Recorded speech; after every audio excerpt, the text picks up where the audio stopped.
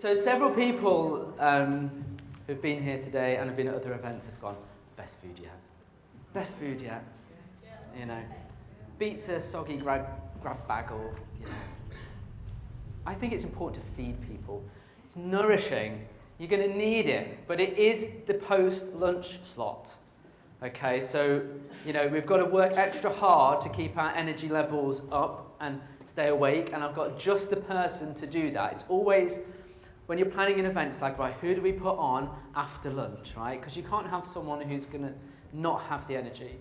And our next speaker definitely has the energy for you. So Janine Coombes is a coach-sultant and service positioning expert. Now, if you don't know what that means, I'm sure Janine will explain. I can't remember what it's called when you put two words together. Maria, do you know? Portmanteau, that's it. So I like stuff like that. Now, Janine's worked with big brands like Orange and EE and Europcar, but for the past 6 years, she has been using that experience in her own business to help small service-based business owners position their offering. And today she's here to challenge something that I think is very much central to how people think about the way that you should, you know, always listen to your customers. We often hear that, you know, your customers are always right, and we know that that's not always the case. So I'm looking forward, no offense clients who are here, I'm looking forward to Janine's energy. So please match that by giving her a huge welcome. Janine, come to the stage.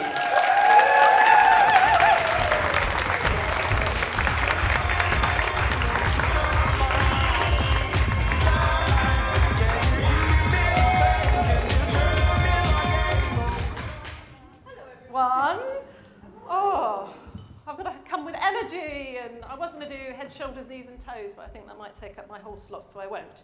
I'll save you that, but as long as you promise to listen with both ears, if you've got both ears, there should, you know, accessibility, and watch with your eyes, and challenge everything, but not loud. You can do that later in the break, okay?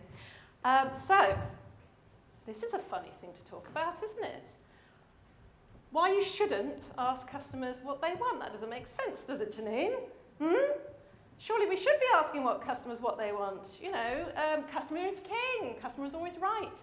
And I've said it a million times before on social media and to my clients, sell people what they want and give them what they need. Well, how are you meant to find out if you don't ask them? And Google, there's a lazy stat that I found. Google, if you search for is market research important to businesses? Funnily enough, there are 732 million search results on Google for that phrase. So what is going on, Janine? You know, am I saying that don't ask, you know, if we're not going to ask customers what they want, how do we know what new products to build? How do we know how to craft our services? How to do our marketing? What to charge? So I've got 3 examples that kind of pull back the curtain slightly on what I'm talking about, and some examples where customers were absolutely asked, I'm trying to pop around here so people can see me, where customers were asked what they want, and the results really didn't help the company in question. So here's a big one, Coca-Cola Life. Do we all remember this? It's a few years ago now, 8-9 years. They researched this for 5 years. Tens of millions of pounds of research went into this. It was on the shop shelves for 3 years. Another one, I used to work for Orange, as Paul mentioned. And every year, we used to do a customer satisfaction survey to make sure people were happy. How's it going? What would you prefer we did differently? How do you think of the price? What do you think of the price? This was something we asked every year. You know, what do you think? Are you okay with how much you're paying? Would you like to pay more? Would you like to pay less? Guess what people said? Every single year, want to pay less, and then they go on to pay the same or more if we had to increase our prices. So it was a pointless question we eliminated from the survey going forward. And here's a personal one, the biggest purchase of my life, and my partner, my husband. We moved from Surbiton to Hampshire a couple of years ago, and we had researched this move for years, and I'm not exaggerating, years, and we had a really sensible list of wants that we could give to the estate agent. Yes, it's got to be in the catchment for the best secondary school in the area. Yes, we want a kitchen diner, we're used to that. We definitely want a kitchen diner. Not too bothered about the garden size, a bit bigger than what we had in Surbiton maybe, but we're not gardeners. we'd only ruin it. And our local friend in the area we wanted to move to said, don't move to Borden. Not a nice place, don't move to Borden. Well, you can guess what the next slide is, can't you? We moved to this house, not the prettiest, 70s estate, nothing to look at. We were there for 15 minutes. And we were going there as a bit of a palate cleanser. We did not intend to buy. This was not in the right area. But the footprint on the estate agent's website looked crackers. It was really long and included a woodland. I mean, nobody needs a woodland. But we thought, oh, this will be a laugh. Let's have a look. We took one look at the back garden. We were like, oh, we've got to have it.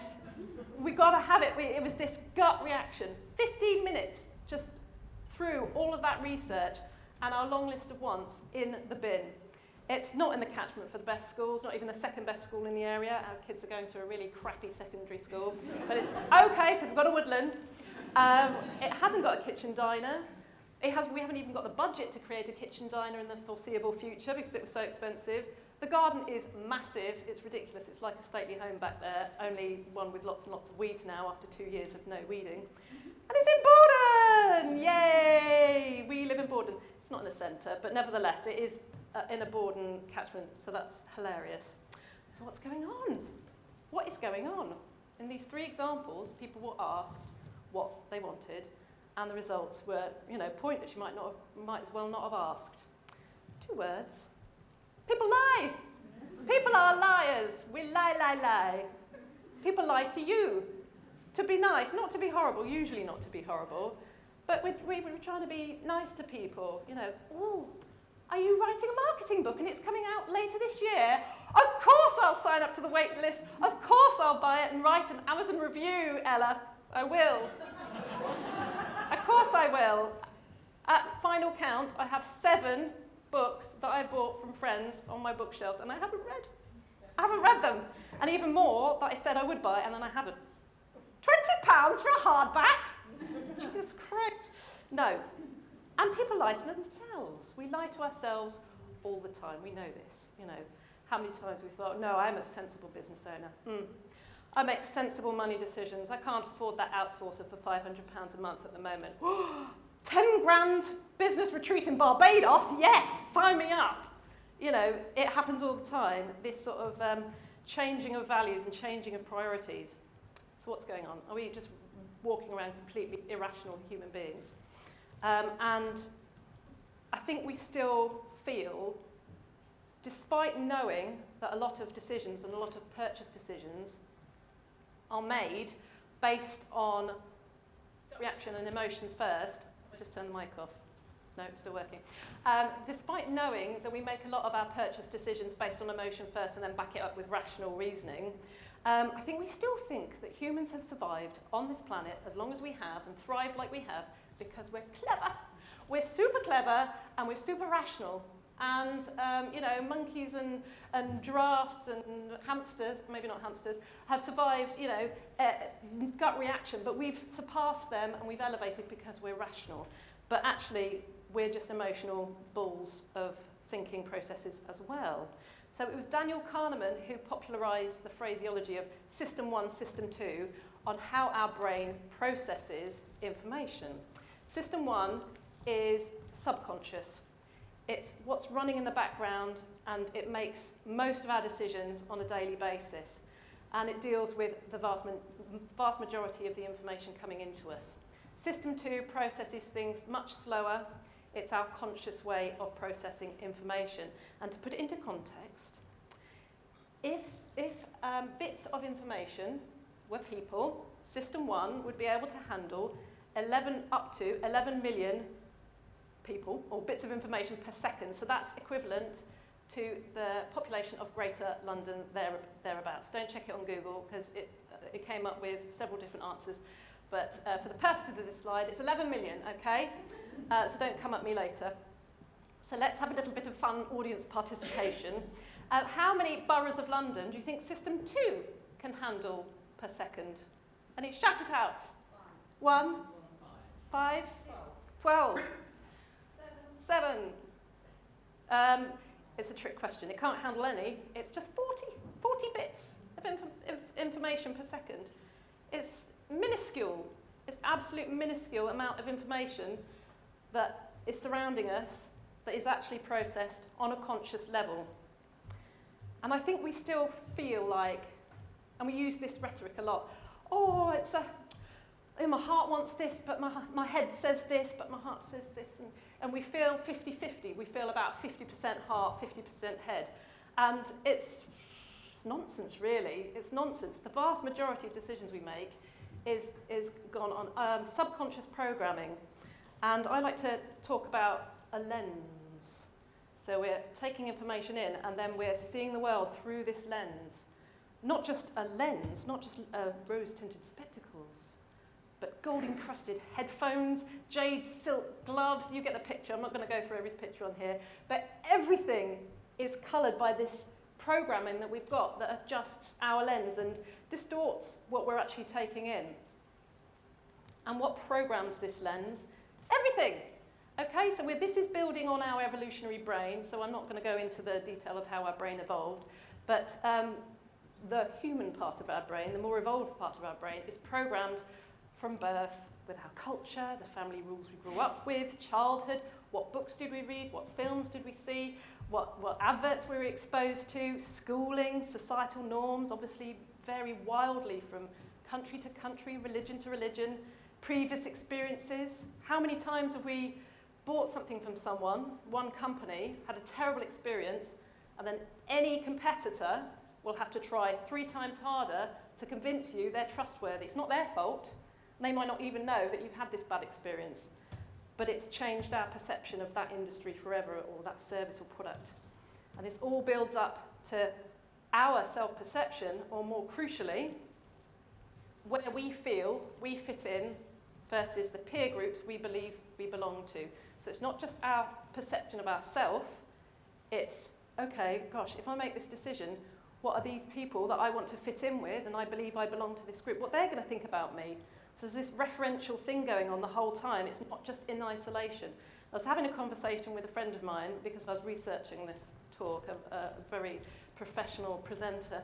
And my friend Virginia Holden, she lets me call her Ginny, she laughed when I told her about the System 1, System 2. She was like, we're not robots, Janine, you know, who's come up with this? We're not robots at all. And, you know, I think it's the point I'm trying to make with this is the 40 bits of information, that small sliver, it's not purely rational. That is coloured by our perceptions and that lens, the rose-tinted glasses as well. And this is the soundbite she gave me. We are just carbon, this is how she talks, by the way, this wasn't written down, she just came out with this. We are carbon-based units that have learned how to survive with other carbon-based units. In other words, we haven't survived because we're rational, we've survived because we're in tribes and we've banded together and we've shared tools and we have shared knowledge. And that's one of the things she's really hot on. She's also known as, she's a corporate change expert and also a corporate humanizer.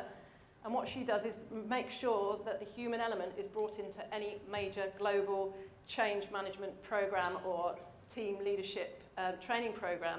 It's like, okay, you want this change, you need to understand what's going on in the culture and the subcultures, and what you've done is you've set up these incentives to make these two groups fight. It's quite interesting to see how she can shine a light on very obvious things once you realise that it's humans, not robots, that we're dealing with. And just to hammer the point home, another call out to good old Seth Godin. So this is a paraphrase, do people like me do things like this? So any purchase decision or any decision we make during the day, it's almost subconsciously we are saying to ourselves, okay, if I make this decision, what are my tribe, what are my groups going to think of me? So that is going on under the surface as well. So I think, thinking back to the title of this talk, why we shouldn't ask people what they want, I think the reason for that is what we think we should be able to do is, with our logical brains, we've written some nice questions, and then we've spoken to some nice, logical, mature people who should know what they want, for goodness sake. Come on, you're an adult, you should know what you want, and we should get some usable data that we can act on. But actually, that's not what's going to happen, and it's not what we even want. What we want, well, the best we can hope for, is our logical brain has come up with the questions. It will be biased. They will be biased, and that's why you need somebody, ideally third party, to come in and try and make sure that your market research isn't the questions aren't written with bias and they're not going to skew the results. And where we're trying to get to is the deeper things that are going on, the deeper motivations, the deeper values of what people want. So it's not a direct what you want, it's a much deeper level. And I've got a resource to share at the end which has actual questions that you can use to dig out these motivations and not just ask people what exactly they want. So, a little callback to earlier in the presentation. What went wrong with these 3 examples? Millions and millions of pounds Coca-Cola wasted, in inverted commas. But the context was that prior to Coca-Cola Life, Coca-Cola hadn't launched any new products for years, and it is such a competitive marketplace, as you know, like Coca-Cola Wars and new competitors coming in, and all the competitors were innovating, and they just felt quite stagnant. You can imagine the pressure that they must have been under, and then to conduct 5 years of research, to come out of that research and say, do you know what, I don't think it's worth launching anything new, I think we should just carry on with normal Coke and Diet Coke. That would not fly, would it? That would be crackers. So they found a piece of insight that said that 35 to 55-year-olds wanted a lower calorie, lower sugar, nice tasting drink. And they came up with Coca-Cola Life, which was a complete halfway house. Still had sugar in it, had artificial sweetener in it as well, but it was natural. It was 50 calories, only 50 calories less per can than the normal one. So everybody was like, I'll just have a normal Coke or Diet Coke, thanks. It was just a bit of a flop. Easy to notice with hindsight. I'd argue they got what they wanted out of it. And to my knowledge, they're doing pretty well. I don't think it's affected them very much. And with the example of Orange, you can absolutely guarantee that people will lie about price. I was talking to you about it earlier, wasn't I? People will lie about price. Are you happy to pay this price? No, I want to pay cheaper. They will always say that if you're a big corporate or it's a utility, but then they need the utility, so they'll pay it anyway.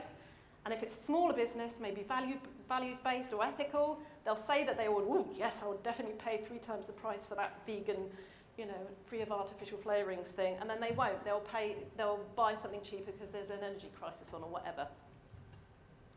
And with my personal example of the house move, I could tell you that I grew up in a 70s estate and I had a lovely childhood, and something must have clicked when I saw it on a subconscious level. It's only like looking back that I realised that might have been going on.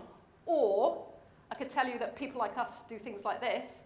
My husband and I, middle-aged, with young kids, we moved to the countryside. That's what you do. We're in Borough of London, moved to the countryside. It can only be described as an exodus from southwest London to Hampshire when we moved post-pandemic. There were so many people moving there. There are no locals where we live. It's everybody from Croydon and Wimbledon and Kingston. It's hilarious. And another personal question, another personal example. This is my lovely sister, Suzanne. She was 50 this year. Can you believe it? Doesn't she look fabulous? And she was organising her 50th birthday party. And she wanted to look just so, and she wanted to buy herself a really nice dress. She wanted to treat herself. And if you'd have said, Suzanne, what would you like for your birthday party dress? She would have probably said stylish, attractive, maybe youthful, and definitely individual. She was the party girl, she was the birthday girl. She probably wanted to look a bit individual, and she wanted to look a bit special on a big day. It wasn't a real big rah-rah do. She just wanted something casual but really, really nice.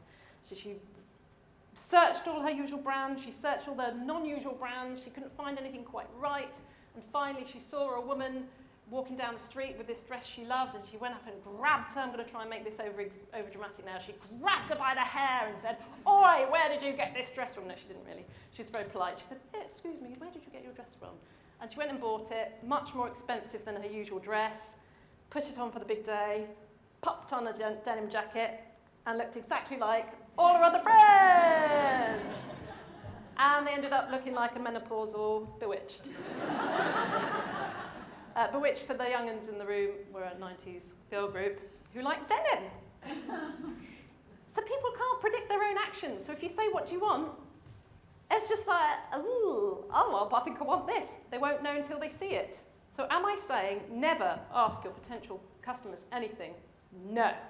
Of course I'm not. We should definitely be talking to our potential customers, you know, as often as we possibly can, plugging in, you know, to what's going on in their worlds and what's going on in their motivation. But what I am saying is that we definitely need to be asking the right people, the right question, in the right way, and to know how to interpret the results. So I've got 5 pitfalls I want to save you from on the next slide to this. But before we do that, I want to remind ourselves what is going, you know, getting the brief right. We need to remind ourselves, what are we trying to find out? So if we were to say to somebody, you know, what do you want, our ideal client, what do you want? What are we trying to ask? What are we trying to find out there? Any ideas? What would you want if you had your ideal clients? You're like, what do you want? What do you want to be doing? Pain points, sorry, what did you say? Why? Why do we want to know their problems? So we can sell more? Sell a solution, yes.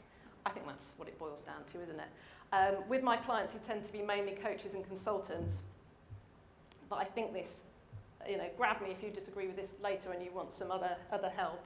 But generally speaking, we're trying to work out, will this new thing sell? Or how can I sell more of this same thing?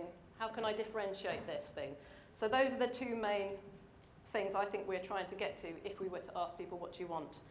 And the common pitfalls that I help people with, or I notice and I want to help you with, number 1, asking the wrong people. I know it sounds like such an easy thing. You write your ideal customer for this thing that you want to research. You have your red thing, no, I don't want to speak to these people. And you have your green flag indicators, yes, I want to speak to these people. But when you actually come to it, if you scrabble around, if you haven't got enough people to talk to, you might find yourself relaxing the criteria a little bit. They will end up skewing your insights, for sure. So you'll be really careful about that. It's also really, really hard to stop non-ideal people getting through the net, so they look ideal on the surface, and then you speak to them, you're like, oh no, I don't think this is right. Make sure you eliminate those people from the insights as well. Second of all, remember to use, or make sure that you're being careful about what method you're using. So for what I'm talking about, this sort of, okay, what are your pain points? How are we going to craft this messaging of what's going to sell, you know, that kind of thing. It needs to be a one-to-one interview scenario, and on Zoom or something like that, with permission, record it and ask them questions one-to-one. It fascinates me when I'm talking to people. This isn't so much with clients because I've got them and I can make sure that I know what they're doing. But when I'm just giving advice in a general capacity, I say, right, okay, what you need to do is get people on a call and make sure you're asking these really open questions. And they proudly come back to me in a week or two saying, I've written a survey. It's not the same thing at all. As soon as people start typing, they start self-editing, and they're thinking, oh, what are people going to think? Who's this going to be shared with? Even though you've said, I won't share this with anyone else, they will edit, and it will not be the nice, open, emotional insights that we want. So thirdly, ask the right questions. We're talking qualitative here, not quantitative. We want nice emotional language. We want to build rapport on that call. We want questions like, you know, where are you right now? What's annoying you right now? What's frustrating about where you are right now? What have you tried in the past? Where do you want to be? What will have changed? How will you know that you've got to where you want to be? And what does that mean for your life? And the 4th pitfall, not to fall into, is not going deep enough. So once you've, you know, well done, you've got this far and you've asked all these probing questions and you've built rapport and it feels really good, and hopefully they've gone, oh no, I'm rambling, which is brilliant. You know you're really onto a winner there if somebody's like, oh, I'm just rambling about my problems now, and you're like, yes, say more. Don't be afraid to go deeper. Okay, so if you achieve that, what does that mean for you? And why is that important? And tell me more about that. And what this will do for you is not only give you better insights and better messaging, but you might uncover useful information that can segment your audience further. So I have and I'm not even talking about big volume businesses here. I've got an example. A client of mine, Katie, is a leadership consultant who helps predominantly CEOs. And she had a package, you know, it's quite a good niche as it is, it's quite nichey as it is. And she did some market research, and she realised that the people who were new in role had very different struggles and wants and needs and goals than the people who were 10 years in role. So the newbies, they were like, oh, pressure of a new role, I've got to deliver, I've got to hit the ground running. The people 10 years in role were jaded, pressured, burning out, losing the love for their industry and wanted to leave. Very, very different. You cannot message these people in the same way. And by splitting that out, she could craft the offer around these two avatars, if we want to call them that, and the messaging was much easier as well, and she's able to close those sales much more easily now. And finally, actually that's an example of the final thing, which is knowing how to interpret the results. It is so difficult to do it on your own. So you don't have to work with somebody like me, but anybody objective, anybody sitting outside your business, if they can come in and help or facilitate the information, that would be really, really good, because we are so blinkered and we're so subjective, and we have things we want to get out of the research, and there will be things we want to see in the research which may not be there. Yeah, that was an example, I've forgotten it now. I'll tell you later.